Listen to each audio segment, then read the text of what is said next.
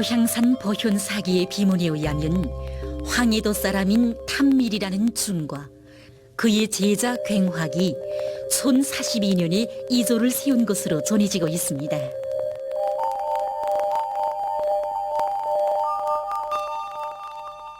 우리 보현사에는 원래 30여 동의 유적 건물이 있었습니다.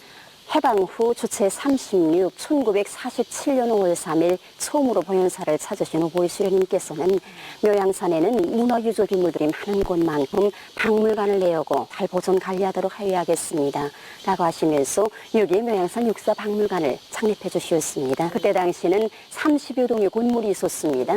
예, 그런데 지난 전쟁 시기 미제의 폭격으로 14동의 건물과 7,400여 점의 유물이 불탔습니다.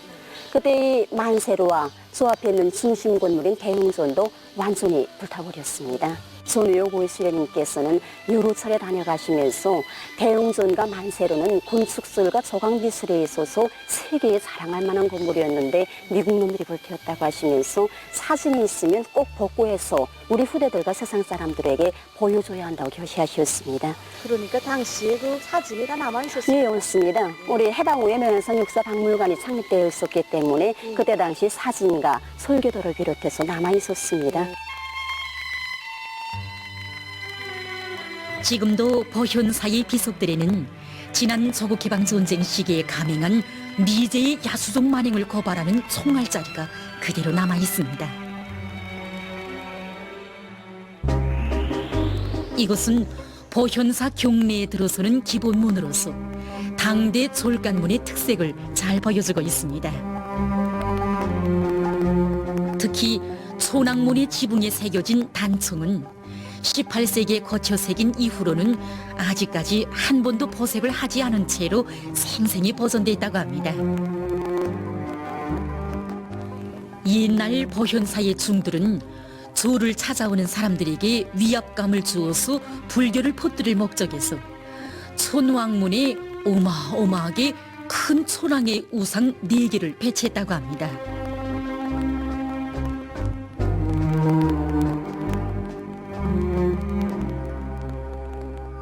보현사 경내로 들어오는 3개의 기본문을 나서면 만세로 앞에 있는 사각 구층탑과 대웅전 마당에 있는 우아하고 매력적인 팔각 13층 탑을 볼 수 있습니다. 점이 모두 몇 개인지 압니까? 예, 압니다. 몇 개나요? 배꼽 사기입니다. 이 탑은 매층의 초마 윗손과 아래손이 다 같이 량 끝에서 가볍게 치어돌리게 처리됐으므로 매우 경쾌한 느낌을 줍니다. 지난 조국해방전쟁 시기 미제의 야수적 폭격에 의해서 풍경과 함께 탑무리에 귀중한 금동 조각 장식품들이 파괴됐지만 오늘은 원상대로 복구돼서 우리 선조들의 뛰어난 예술적 기교를 보여주는 유물로서 사람들의 커다란 관심을 끌고 있습니다.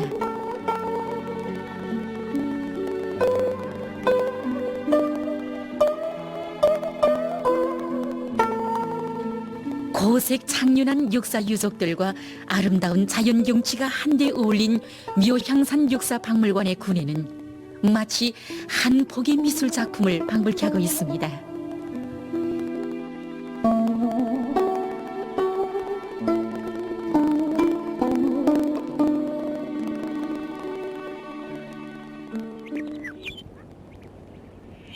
이곳은 보현사 동쪽에 자리 잡고 있는 수층사입니다.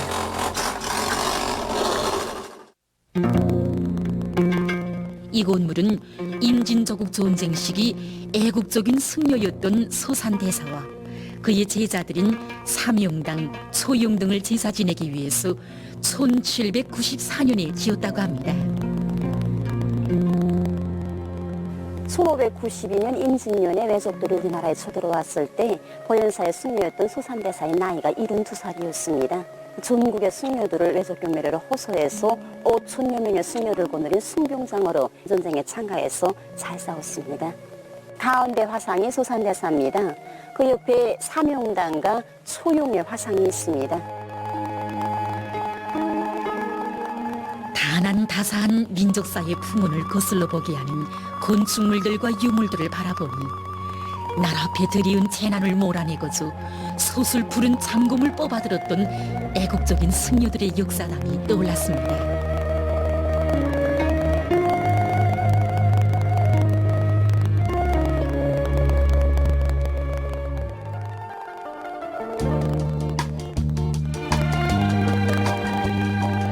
위대한 수룡님께서는 소산대사는 비록 불교를 믿는 중이었지만 임진왜란 때 사명당과 같은 이름 있는 중들까지 동원해서 승병 부대를 조직해가지고 평양성을 탈환하는 싸움에서 큰功을 세운 애국적인 승려였다고 하시면서 그들의 애국적 활동 자료를 가지고 인민들을 교양하여야 한다고 교시하셨습니다. 민족의 운명을 두고 몸부림친 사람이라면 역사가 알고 후세가 기억하도록 해주시려는 위대한 수령님들의 애국애적의 뜻에 떠받들려 오늘도 수백 년의 역사를 자랑하며 굳건히 서 있는 묘향산 보현사의 오랜 건물들입니다. 수충사는 사당 건물이었으므로 졸관들과는 구조 형식과 장식을 달리했습니다. 두공의 구조 형식은 조선 봉건 왕조 시기 입공 양식의 특징을 보이면서도 수수하고 단출합니다.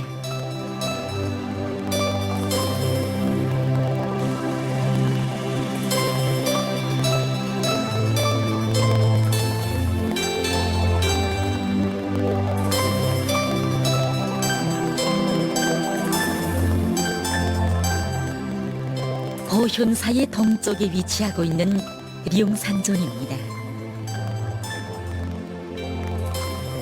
고려 시기에 처음으로 세워지고 18세기에 거쳐 세운 건물입니다.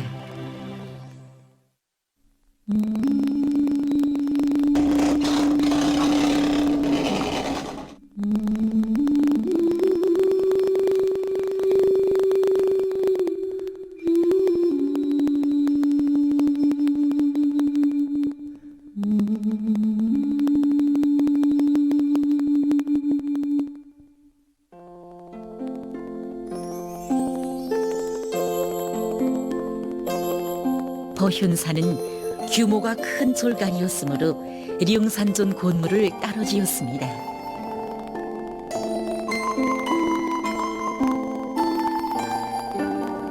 룡산존은 류달리 앞면을 장식하는 데 관심을 많이 돌린 흔적이 보이는 옛 건물입니다.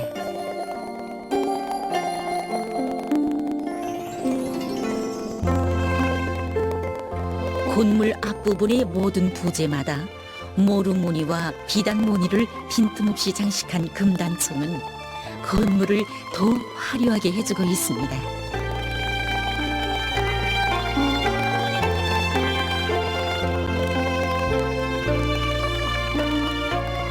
(1042년에) 대웅존을 지을 때 그 동쪽의 부속 건물로 건설됐다는 관음존입니다.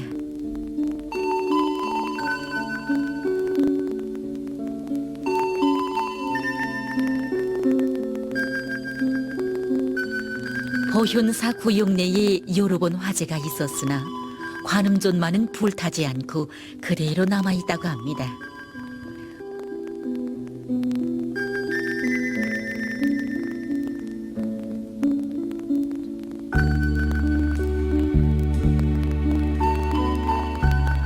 이 건물에는 조선 봉건 왕조 시기 우리나라의 우수한 건축술이 반영되어 있습니다.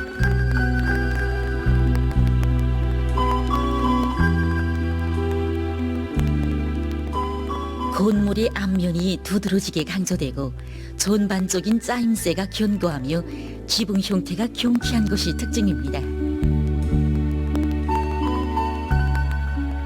앞마당에는 종월 대보름이나 추석과 같은 민속 명절 때마다 보현사에서 식생활에 이용했던 큰 망돌과 돌졸구가 그대로 남아 있습니다. 위대한 수룡님께서는 소산대사가 자주 드나들었다는 관음전과 같은 역사 유적들을 옛 모습 그대로 훌륭히 보존 관리할 때 대해서 여러 차례 교시하셨습니다.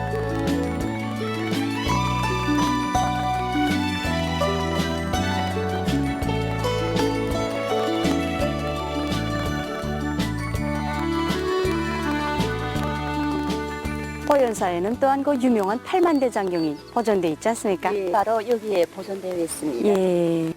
대장경이란 불교에 대한 내용을 모두 묶은 불교 종합 경전을 말합니다. 8만 요매의 목판으로 인쇄했기 때문에 8만 대장경, 고려식에 나왔다고 해서 고려대장경이라고도 합니다. 전쟁 시기 오보이 수련님께서는 조선 봉건 왕조실록 구출작전을 지휘해 주시면서 이 8만 대장경도 깊은 산속에는 금강암에 옮겨서 안전하게 보존하도록 하셨습니다. 그래서 8만 대장경이 이렇게 훌륭히 보존되고 있습니다. 오보이 수련님께서와 위대한 장군님께서는 8만 대장경과 목판 할자는 우리나라 인쇄기술의 발전 면모를 보여주는 귀중한 국보라고 하시면서 잘 보존할 때 대해서 교시를 주셨습니다. 민족의 역사를 전해주는 귀중한 문화재부들은 이렇게 빛을 뿌릴 수 있었습니다. 찬란한 문화를 보여주는 역사 유적들은 이렇게 훌륭히 보존될 수 있었습니다. 교원으로서 우리나라 역사 문화에 대해서 후대들에게 더 잘 배워줘야 되겠구나 하고 생각하였습니다. 훌륭한 김치를 보게 되니까 정말 좋습니다. 배운 것도 많습니다. 민족의 역사와 문화는 오직 탁월한 수령의 손길 아래서만 빛을 뿌릴 수 있다는 진리를 다시금 깊이 새겨하느며 우리는 묘향산 역사박물관에 대한 참가를 마쳤습니다.